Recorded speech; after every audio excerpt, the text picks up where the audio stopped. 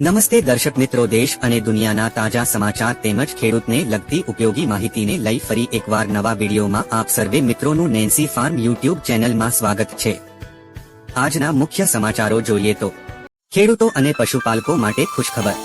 હવામાન ક્ષેત્રની ખાનગી સંસ્થા સ્કાયમેટ દ્વારા વર્ષે ચોમાસું સારું રહેવાની આગાહી કરવામાં આવી છે। ચોમાસાના 4 મહિના દરમિયાન લાંબા સમયગાળાની સરેરાશ 868 મિલીમીટર છે, જેના 90 થી 104% વરસાદ રહેવાની આગાહી કરવામાં આવી છે।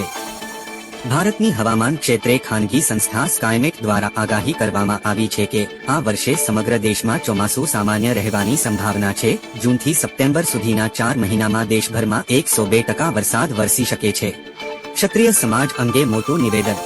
ક્ષત્રિય સમાજના આગેવાનો અને યુવાનો સાથે ભાજપ સરકાર આતંકવાદીઓ જેવો વ્યવહાર કરી રહી છે। ક્ષત્રિય કરણી સેનાના નેતા રાજ શેખાવતજીની અમદાવાદ એરપોર્ટ પર તાનાશાહી ઢબે અટકાયત કરવામાં આવી। ક્ષત્રિય સમાજની બહેનોના અપમાન મુદ્દે રાજ શેખાવતજીએ ભાજપનો વિરોધ કર્યો છે, ત્યારે તેમની સાથે આતંકવાદીઓ જેવો વ્યવહાર કરવામાં આવ્યો તેમ ઈસુદાન ગઢવીએ પ્રહારો કર્યા। ભાવનગરમાં ભૂકંપના આંચકાઓ।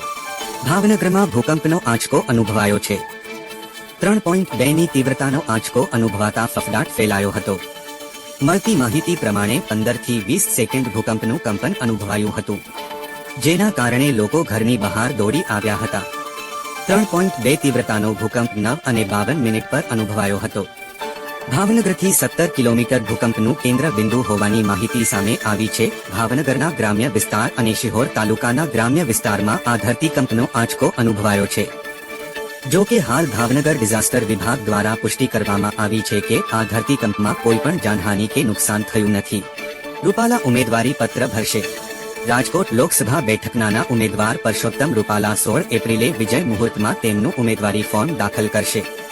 રૂપાલા દ્વારા ક્ષત્રિય સમાજ પર કરેલી ટિપ્પણી બાદ તેનો ખૂબ વિરોધ થઈ રહ્યો છે અને ક્ષત્રિય સમાજે રૂપાલાની ટિકિટ રદ કરવાની માંગ કરી છે।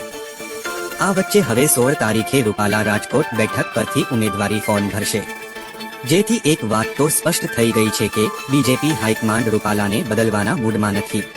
અમિત શાહ ફોર્મ ભરશે। અમિત શાહ આગામી 19 એપ્રિલે ઉમેદવારી પત્ર ભરશે।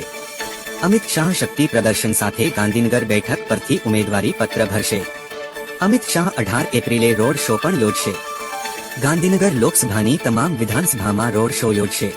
તો આ હતા આજના મુખ્ય સમાચાર। મળીશું નવા વિડીયોમાં નવી અપડેટ સાથે। ત્યાં સુધી અમારી ચેનલને લાઇક અને સબસ્ક્રાઇબ કરી દેજો।